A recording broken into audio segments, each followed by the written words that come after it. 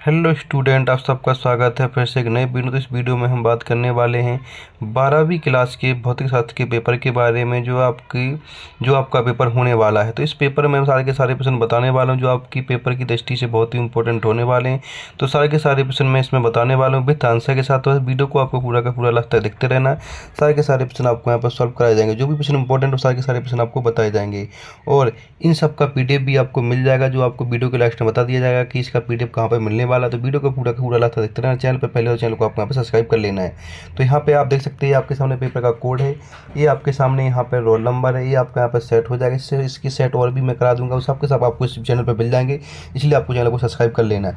आपको total 20 question होने वाले हैं, 3 घंटे आपका समय मिलने वाला। टोटल 70 मार्क्स का पूरा का पूरा पेपर होने वाला है। अगर आपको 70 के 70 पूरे मार्क्स चाहिए तो इस वीडियो को पूरा का पूरा लास्ट देखते रहना है। और ये आपका यहाँ पर भौतिक शास्त्र का पेपर पूरा का पूरा ये होने वाला, जो आपका यहाँ पर फिजिक्स का होने, हिंदी इंग्लिश दोनों लैंग्वेज में पेपर आपका होने वाला है। तो चलो चलते हैं पहले क्वेश्चन की बात की। पहले क्वेश्चन में क्या पूछा गया, इसके बाद आपको यहाँ पे निर्देश दे रखे। इन सारे के सारे निर्देशों को आपको ध्यान से पढ़ लेना, जिससे आपको सारा का सारा प्रश्न पत्र पूरा का पूरा समझ में आ जाएगा यहाँ पर। ठीक है, अब हम कर लेते हैं यहाँ पे बात पहले प्रश्न की। पहला ऑप्शन में क्या पूछा गया इसकी बात हम कर लेते हैं। तो पहला ऑप्शन पूछा गया कि सही विकल्प चुनकर लिखिए, जो टोटल आपके यहाँ पर 7 नंबर का होने वाला है। ठीक है, पहला प्रश्न पूछा गया कि PN संधि डायोड में अपक्षय परत की मोटाई लगभग होती कितनी होती है। तो यहाँ पे ऑप्शन आपका C आ जाएगा। दूसरा पूछा गया कि परमाणु का नाभिकीय मॉडल किसने दिया था। तो अर्नेस्ट रदरफोर्ड ने दिया था, ऑप्शन B हो जाएगा दूसरे का। तीसरे का आंसर पूछा, तो तीसरे का बताने वाला हूँ आपको, यहाँ पर तीसरे का भी देख लेना है। तो तीसरे का आपका यहाँ पे हो जाएगा, उसकी बात कर लेता हूँ। तो प्रश्न नंबर 30 में पूछा है कि एक प्रकाश स्रोत से प्रकाश निम्न रूप से निकलता, किससे निकलता, अल्फा कण से। तो ऑप्शन D हो जाएगा तीसरे का। इसके बाद चौथे प्रश्न की बात कर लेते हैं। प्रश्न नंबर चौथा पूछा गया कि ट्रक में ड्राइवर के साइड में लगा दर्पण होता है, उत्तल दर्पण होता है। तो ऑप्शन B हो जाएगा चौथे का। पांचवें पूछा गया कि ग्रीन हाउस प्रभाव का कारण क्या है। तो अब अवरक्त किरणें हो जाएगा, ऑप्शन A हो जाएगा। प्रश्न नंबर 7 में क्या पूछा गया, प्रश्न नंबर 7 की हम बात कर लेते हैं। ये नहीं सॉरी, यहाँ प्रश्न नंबर 6 की बात कर लेते हैं। 6 में क्या पूछा गया वो देख लीजिएगा। तो प्रश्न नंबर 6 में पूछा है कि प्रेरित धारा की दिशा ज्ञात की जाती, किससे की जाती, A और B दोनों से हो जाएंगे आपके यहाँ पे।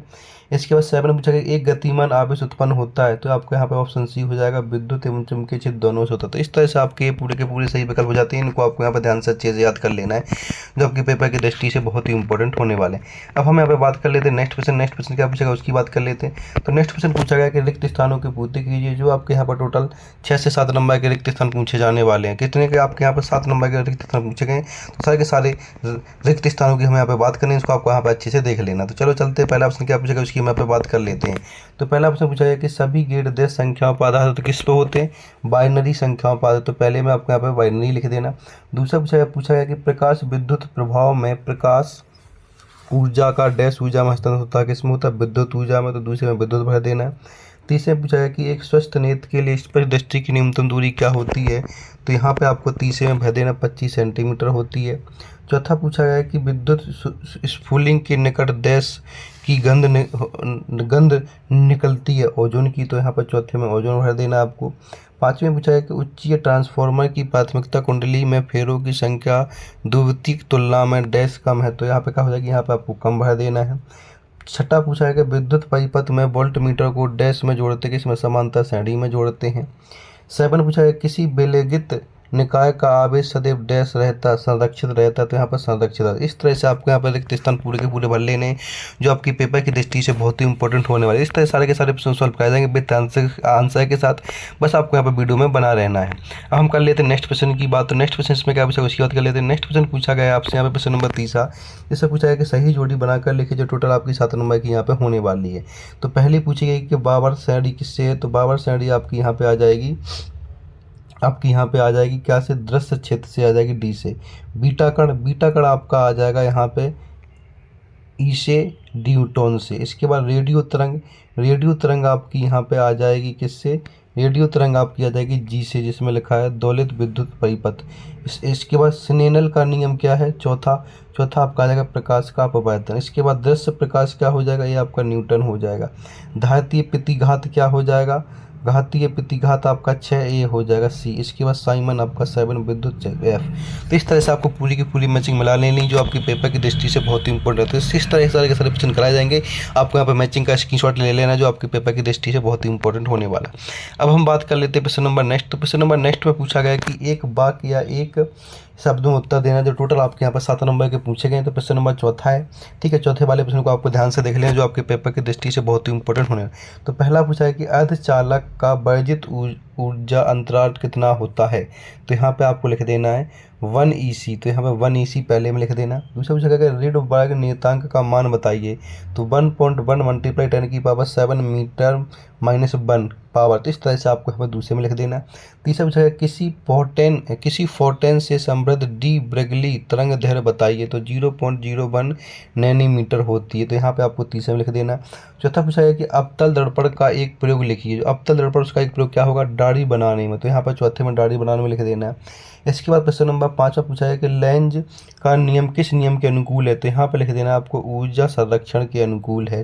तो 5वें में। छठे में पूछा है कि एक अवशेषित कण समचुंबकीय क्षेत्र में इसके समांतर प्रवेश करता है तो कण का पथ कैसा होता है। तो यहाँ पर ऋतु रेखीय। तो यहाँ पर छठे में ऋतु रेखीय लिख देना है। इसके प्रश्न नंबर 7 पूछा है कि चुंबकीय क्षेत्र के लिए गॉस का नियम लिखिए। तो इसका आंसर आपको पीडीएफ में मिल जाएगा, क्योंकि इसका आंसर लॉन्ग है तो यहाँ पे हम इसको बता नहीं सकते। तो इसका आंसर आपको पीडीएफ में मिल जाएगा, ठीक है। पीडीएफ आपको टेलीग्राम चैनल पर मिल जाएगी, जिसका लिंक आपको इसकी वीडियो के नीचे मिल जाएगा। तो वहाँ से आप टेलीग्राम चैनल ज्वाइन कर लीजिएगा। अब हम बात कर लेते हैं प्रश्न नंबर नेक्स्ट। तो प्रश्न नंबर नेक्स्ट आपके यहाँ से स्टार्ट होने वाले हैं, जो आपके 2 नंबर के क्वेश्चन स्टार्ट होने वाले हैं। यहाँ पर जिनमें से 2 प्रश्न पूछे जाएंगे, 2 में से कोई एक प्रश्न कर लेना, 2 नंबर आपके यहाँ पे पक्के हो जाते हैं। तो प्रश्न नंबर 5 में पूछा है कि हाइड्रोजन स्पेटिक्स में बामर श्रेणी किसे कहते हैं वो बता दीजिए, या फिर नाभिकीय बल किसे कहते हैं ये बताइए। इन दोनों में से कोई बता देना, 2 नंबर पक्के आपके यहाँ पे हो जाते हैं। प्रश्न नंबर 6 पूछा गया है कि क्रांतिक द्रव्यमान से आप क्या समझते हैं, या अथवा पूछा है कि दहली आवृत्ति को स्पष्ट कीजिए। आपके यहाँ पर प्रश्न नंबर 6 का, ठीक है। इसके प्रश्न नंबर 7वें की बात कर ले। प्रश्न नंबर 7 में पूछा है कि द्रव तरंगों में कोई 2 गुण बताइए, या फिर अथवा में पूछा गया है कि थॉमसन परमाणु के दोष लिखिए। इन दोनों में से कोई क्वेश्चन कर लेना, आपको 2 नंबर मिल जाएंगे। जो भी आपको इन दोनों में से इजी लगे वो आप यहाँ पे कह सकते हैं, आपके 2 नंबर पूरे के पूरे यहाँ पे हो जाएंगे। अब हम बात कर लेते हैं प्रश्न नंबर 8 की। प्रश्न नंबर 8 में पूछा है कि व्यक्तिकरण क्या होता है, इसका एक उदाहरण लिखिए, और अथवा में कला समृद्ध सोच से क्या तात्पर्य बताइए। इन सब के आंसर आपको वीडियो के लास्ट में मिलने वाले हैं। वीडियो को पूरा का पूरा लास्ट तक देखते रहना, सारे के सारे प्रश्न आपको वीडियो के लास्ट में यहाँ पे मिलने वाले हैं। प्रश्न नंबर 9 में पूछा है कि गुणता गुणांक क्यू क्या है, इसके लिए सूत्र लिखिए। अथवा में विद्युत चुम्बकीय प्रेषण किसे कहते हैं बताइए। इन दोनों में से कोई बता देना, आपके 2 नंबर पूरे यहाँ पे हो जाते हैं। प्रश्न नंबर 10 की बात कर लेते हैं। प्रश्न नंबर 10 में पूछा है कि फौलाद और लोहे के चुंबकीय गुणों की तुलना कीजिए, या फिर अथवा आमीटर वोल्टमीटर में कोई 2 अंतर लिखिए। इन दोनों में से कोई एक कर लेना, आपके 2 नंबर पूरे के पूरे यहाँ पे हो जाते हैं। प्रश्न नंबर 11 में पूछा गया प्रतिरोध ताप गुणांक किसे कहते हैं, इसका मात्रक बताइए। इसको कर लेना, या फिर गतिशीलता से क्या तात्पर्य, इसका मात्रक लिखिए। इन दोनों में से कोई क्वेश्चन कर लेना, आपके 2 नंबर यहाँ पर पूरे के पूरे पक्के हो जाते हैं। इसके प्रश्न नंबर आपके यहाँ पर 13 की बात कर लेते हैं। 13 में पूछा है कि हाइगेंस के तरंग सिद्धांत के अभिवृत्ति को लिखिए, अथवा में कृतिंक कोण से आप क्या समझते हैं, इसको चित्र बनाकर बताइए, समझाइए। जो आपके यहाँ पर 3 नंबर का ही प्रश्न होने वाला है। तो इस 3 नंबर के वाले प्रश्न सारे के सारे प्रश्नों का आंसर आपको वीडियो के माध्यम से मिलेगा। वीडियो को पूरा का पूरा लास्ट तक देखते रहना, वीडियो को ज़्यादा से ज़्यादा शेयर कर देना आपको यहाँ पर, ठीक है। इसके प्रश्न नंबर 14 में अनुगणन वेग और धारा घनत्व में संबंध स्थापित कीजिए, और अथवा में धारा और इलेक्ट्रॉनों के अपवाह वेग में संबंध को ज्ञात कीजिए। इन दोनों में से कोई कर लेना, आपके 2 नंबर पूरे के पूरे यहाँ पे हो जाते हैं। तो इनको आपको अच्छे से देख लेना है, इनका आपको यहाँ पे स्क्रीनशॉट भी अच्छे से ले लेना है। प्रश्न नंबर 15 की बात कर लेते हैं। प्रश्न नंबर 15 में पूछा है कि किरचॉफ के नियम लिखिए या उनकी व्याख्या कीजिए, अथवा में किसी सेल के आंतरिक प्रतिरोध, टर्मिनल वोल्टेज और विद्युत धारा में संबंध स्थापित कीजिए। जो आपका 3 नंबर का प्रश्न होने वाला, 2 में से कोई काम आपको यहाँ पे कर लेना है। प्रश्न नंबर 16 की बात कर लेते हैं। प्रश्न नंबर 16 में पूछा गया है कि स्थित विद्युत के अंतर कूलम का नियम लिखिए, या लिखिए तथा व्याख्या कीजिए, या फिर अथवा में 64 किलोमीटर त्रिज्या वाली पृथ्वी की विद्युत धारिता माइक्रोफेराड को ज्ञात कीजिए। आपके यहाँ पर नॉमिकल प्रश्न हो जाता है, इसको आपको यहाँ पर पूरा का पूरा सॉल्व करना है, ठीक है। इसके बाद हम बात कर लेते हैं प्रश्न नंबर आपके सामने 17 देख लीजिएगा, ये आपके सामने 17 है। यहाँ पे इन सब के गेट प्रतीक चिन्ह की तालिका बनानी है, इसके बारे में समझाना है। इसको जो 4 नंबर का प्रश्न आपके यहाँ पे होने वाला 17 वाला, इसको आपको अच्छे से याद कर लेना है। इसके प्रश्न नंबर 18 की बात कर लेते हैं। प्रश्न नंबर 18 पूछा गया कि प्राथमिक और द्वितीयक इंधनों में अंतर लिखिए, या फिर अथवा में प्रवृत्ति धारा व दिष्ट धारा में अंतर लिखिए। जो आपको 5 नंबर का होने वाला, 5 अंतर आपको लिख देने, आपके 5 नंबर पूरे यहाँ पे हो जाते हैं, ठीक है। इसके बाद हम बात कर लेते हैं प्रश्न नंबर 19 की। प्रश्न नंबर 19 में पूछा है कि ऐसी परिपथ के लिए जिसमें प्रेरक एवं धारक दोनों हैं, के लिए फ्रेजर आरेख बनाकर परिपथ प्रतिबाधा का सूत्र स्थापित किया तथा प्रतिक स्थिति के संबंध ये बताना है। या फिर अथवा वाला प्रश्न देखें जो आपको 5 नंबर का होने वाला 5 पॉइंट दिए गए, जिसमें पूछा गया यंत्र के त्वरित प्रयोग में स्थापित चित्र पर क्या प्रभाव पड़ेगा वो बताएं। यदि दोनों स्लेटों के बीच कोई दूरी बढ़ जाए तो वो स्रोतों को स्लेटों की ओर सरकाया जाए, पर्दे को स्लेटों से दूर किया जाए, दोनों स्लेटों के बीच चौड़ाई बढ़ाई जाए, या फिर एक वर्गी स्रोत में स्रोत से क्या स्थापित किया जाता है। ये आपको हमें कर लेना जो आपके 5 नंबर पूरे के पूरे यहाँ पर दे देता है। इसके बाद प्रश्न नंबर 20 की बात कर लेते हैं। प्रश्न नंबर 20 से पूछा गया कि रदरफोर्ड नाप के मॉडल की 2 कमियां लिखिए एवं व्याख्या कीजिए कि हाइड्रोजन परमाणु के बोर मॉडल ने इन कमियों को कैसे दूर किया, जो आपको 4 नंबर का होने वाला है। अथवा पूछा गया नाप के संकलन एवं विखंडन की एक उदाहरण की सहायता से व्याख्या कीजिए। इन दोनों से एक प्रश्न कर लेना, आपके पूरे के पूरे 4 नंबर हो जाएंगे। इस तरह से आपके पूरे के पूरे मैंने प्रश्न काट देंगे। अब इन सब के आंसर आपको यहाँ पे मिलने वाले। इससे पहले आपको यहाँ पे चैनल को सब्सक्राइब कर लेना, वीडियो को ज़्यादा से ज़्यादा शेयर कर लेना। तो चलो हम यहाँ पे आंसर देख लेते हैं कि इनके आंसर क्या होते हैं। तो यहाँ पे प्रश्न नंबर 5 का आंसर देख लीजिए। प्रश्न नंबर 5 में पूछा गया था कि परमाणु के नाभिक में स्थित प्रोटॉन न्यूट्रॉन के बीच लगने वाला बल नाभिक के बल या निकोन अंतःक्रिया कहलाती है। प्रश्न नंबर 5 का पूरा आपको यहाँ पे इसको अच्छे से याद कर लेना है। प्रश्न नंबर 6 में पूछा गया कि दहली आवृत्ति क्या है, वो आपको यहाँ पे बतानी थी। वह न्यूनतम आवृत्ति होती है जिसमें कम आवृत्ति के प्रकाश से धातु से प्रकाश इलेक्ट्रॉन नहीं निकलते, जिसे V0 से दर्शाया जाता है। आपका यहाँ प्रश्न नंबर 6 का आंसर हो जाता है। इसको आपको यहाँ पर अच्छे से याद कर लेना है। अब हम बात कर लेते हैं यहाँ पे प्रश्न नंबर 7 की। प्रश्न नंबर 7 में पूछा गया था जे थॉमसन के परमाणु मॉडल में खामियां क्या। तो खामियां आपको यहाँ पर 2 लिखनी थी। आपके सामने 4 खामियां हैं, चारों में से जो भी जी लगे वो आप यहाँ पे खामियां लिख सकते हैं, जो आपके पेपर की दृष्टि से बहुत ही इंपॉर्टेंट होने वाली। प्रश्न नंबर 7 को देख लेते हैं। यहाँ पे खामियां में से कोई 2 खामियां लिख देनी है आपकी, जो आपके 2 नंबर पक्के हो जाते हैं। इसके प्रश्न नंबर 8 की बात कर लेते हैं। तो प्रश्न नंबर 8 में पूछा गया था आपसे, प्रश्न नंबर 8 में जिसमें पूछा सूर्य के प्रकाश में यह फिल्म विभिन्न रंगों की दिखाई देती है। इसी तरह जल की सतह पर तेल की बूंदों से बनी पतली फिल्म भी रंगीन दिखाई देती है। साबुन के रंगहीन बुलबुले भी सूर्य के प्रकाश में रंगहीन दिखाई देते हैं। इन सबका कारण प्रकाश का व्यतिकरण ही होता है, व्यतिकरण होता है। तो यहाँ पे हमें बताना था कि व्यतिकरण क्या होता है, उसके बारे में बताना। तो इसको आपका प्रश्न नंबर 8 पूरा का पूरा कर लेना है। प्रश्न नंबर 9 की बात कर लेते हैं। प्रश्न नंबर 9 में पूछा गया था आपसे यहाँ पे, जब किसी कुंडली में चुंबकीय प्रभाव से विद्युत प्रभाव पैदा होता है तो इसे विद्युत चुम्बकीय प्रेरणा कहते हैं। इस घटना में कुंडली में एक धारा प्रेरित होती है जिसे प्रेरित धारा भी कहते हैं। प्रश्न नंबर 9 को आपको पूरा का पूरा यहाँ पर अच्छे से याद कर लेना है।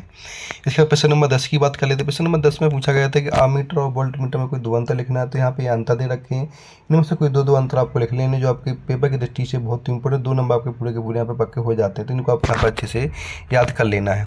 अब हम बात कर लेते हैं प्रश्न नंबर नेक्स्ट की। तो प्रश्न नंबर नेक्स्ट आपसे पूछा गया है यहाँ पे प्रश्न नंबर 11। प्रश्न नंबर 11 में पूछा गया कि प्रतिरोध का तापमान गुणांक किसी पदार्थ के विद्युत प्रतिरोध में तापमान बदलने के मुताबिक होने वाले बदलाव को मापता है। इसका मात्रक डिग्री सेल्सियस में परिवर्तन होता है, यानी C(-1). तो इस तरह से प्रश्न नंबर 11 और बाकी के सब के आंसर आपको PDF में मिलने वाले। PDF को आपको टेलीग्राम चैनल पर मिल जाएगा, वहाँ पर आप इसको PDF के माध्यम से सबके आंसर देख सकते हैं। ऐसी इंपॉर्टेंट अपडेट के लिए चैनल को लाइक करें, वीडियो को ज़्यादा से ज़्यादा शेयर करें और चैनल को सब्सक्राइब करना ना भूलें, क्योंकि आपके सारे के सारे पेपर इसी चैनल पर आने वाले हैं। तो चैनल को सब्सक्राइब कर लें, वीडियो को ज़्यादा से ज़्यादा शेयर करें। धन्यवाद।